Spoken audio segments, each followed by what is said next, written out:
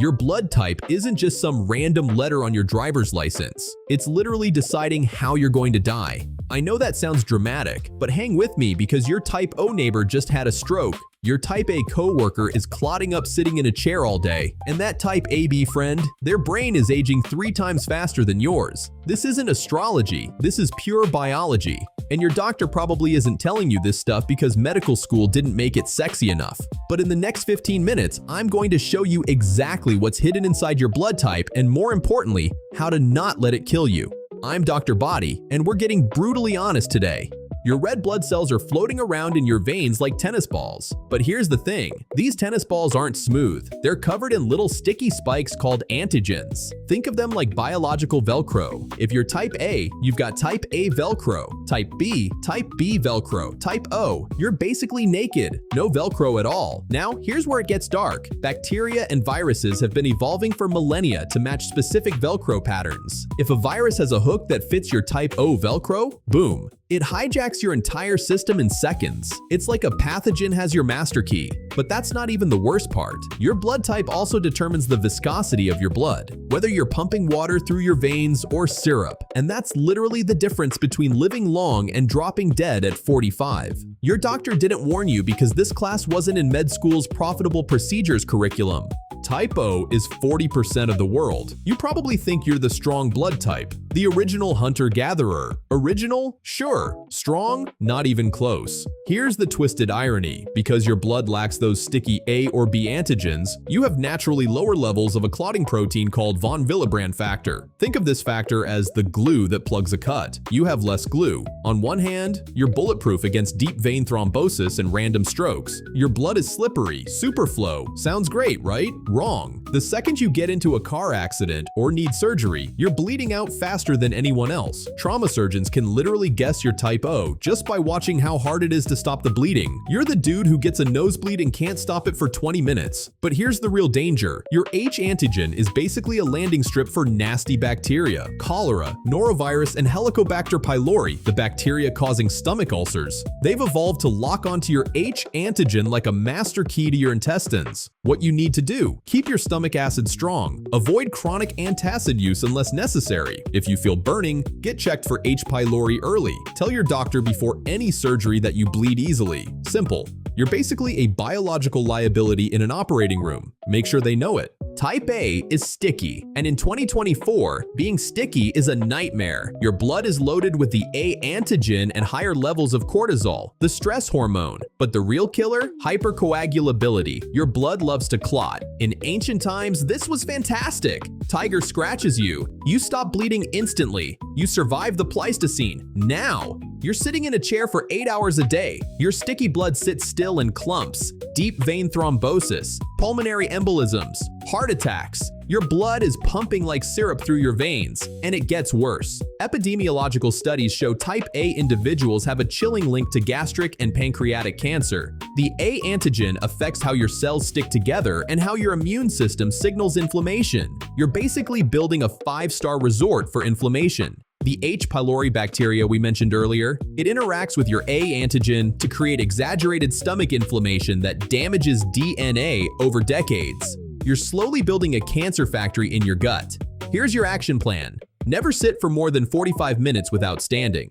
This isn't lifestyle advice, it's stroke prevention. Your blood needs movement. Meditate or breathe deeply because you biologically release more cortisol, which literally thickens your blood further. Adopt an anti-inflammatory diet. Eliminate processed meats and focus on ginger, garlic, turmeric, leafy greens. These are blood thinners. You need them. And here's a skeleton joke for you. I've got no stress about blood clots because, well, I'm just bones. But your syrup blood is literally a liability. Type B is 10% of the population, originating in the Himalayan highlands. You've got a robust immune system. That's cool, but that strength comes with a weird vulnerability you didn't ask for. Type B individuals have naturally higher levels of C-reactive protein, CRP, which is a marker for inflammation. While you don't get the clots of type A or the bleeding of type O, your arteries are getting rough and inflamed over time. Think of your arteries like a garden hose.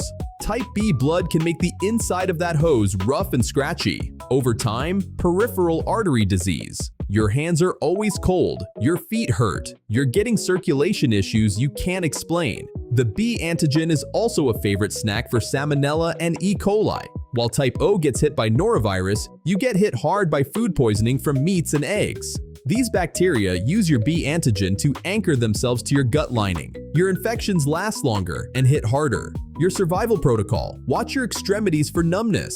That's your early warning system for vascular damage. Be hyper-vigilant about food hygiene, especially with poultry and undercooked eggs. Eat nitric oxide-rich foods like beets and leafy greens to dilate those inflamed blood vessels. And seriously, wash your hands. You're biologically vulnerable to food poisoning in a way other blood types aren't. A B positive is the rarest of the positive types, less than 4% of humans. You're the universal recipient for blood transfusions, which is great when you're bleeding out. Inside your body, there's a terrifying trade-off. A study published in Neurology showed something shocking. People with AB blood were 82% more likely to develop cognitive issues and memory loss. 82%. That's not a correlation, that's a biological certainty. Why? Your endothelial function, how your blood vessels regulate themselves, is compromised. You have both A and B antigens, which makes you prone to a specific clotting factor called factor VIII. Combined with the B profile, this creates a sludge effect in the tiny microvessels of your brain. Over decades, this poor microcirculation starves your brain cells of oxygen. You're literally accelerating age-related cognitive decline. Your memory is being sabotaged by your own blood chemistry. High blood pressure is dangerous for everyone. For AB types, it accelerates cognitive decline. Your brain is the most vulnerable organ you've got. Your action plan: brain games aren't optional. They're mandatory. Keep neural pathways active. Cardiovascular exercise is critical to push blood into those tiny capillaries. Keep your blood pressure low. This isn't vanity. This is cognitive preservation. You're fighting your own biology to keep your mind sharp.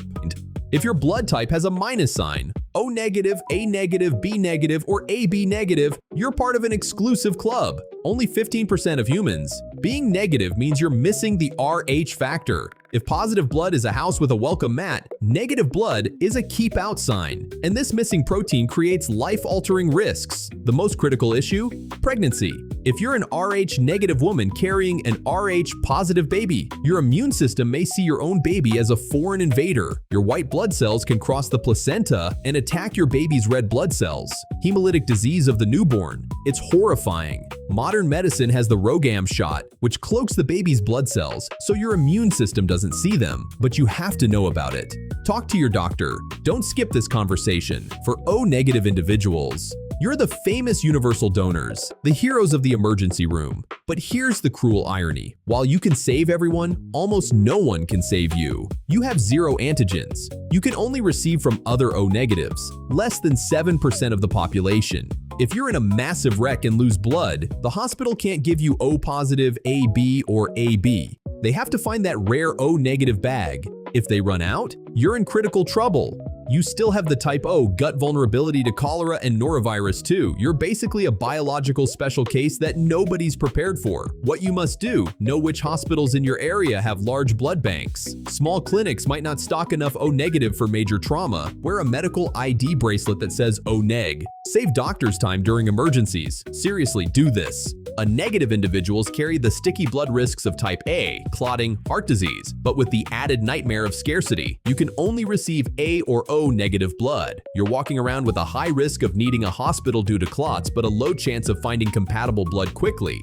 It's like being allergic to 85% of the blood supply. B negative is even worse.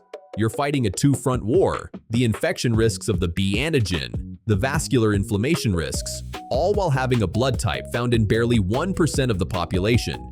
If vascular damage leads to surgery, finding a compatible donor is like finding a needle in a haystack. Here's the pro tip for both: autologous donation. If you're scheduling planned surgery, donate your own blood weeks in advance and have the hospital store it for you. You don't rely on the precarious public blood supply. You bring your own insurance.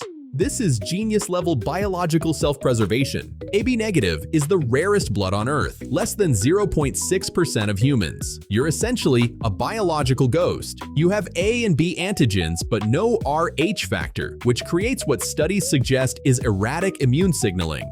sometimes too slow to react to viruses, sometimes completely disorganized. You're stuck in the middle of every immune profile, the worst of both worlds. You face the ultimate supply crisis because you can only receive blood from other negative donors. In a mass casualty event, you're often at the back of the line for resources. But here's your survival loop. Build your tribe. Know your family's blood types because genetics run in clusters. If your brother is also AB negative, he's your biological insurance policy. Keep him close. Actually close. Like send him a Christmas card. Make sure he donates blood regularly. Your safety is literally built on community and preparation.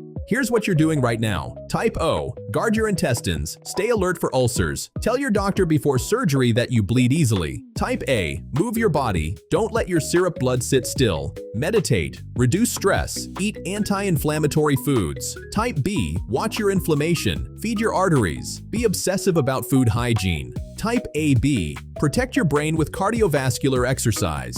Keep your blood pressure low. This isn't optional. All negatives. Wear a medical ID bracelet. Know your local blood banks. Have a backup plan. The medical system treats you like a statistic. But you're not a statistic. You're a specific biological machine. And now that you have the manual, stop flying blind. Your blood type isn't your destiny. It's your biological instruction manual. Use it. Go to the comments and tell me your blood type. Let's build a tribe of people who actually understand their own biology instead of being surprised by it later. Stay lean, stay sharp, stay alive.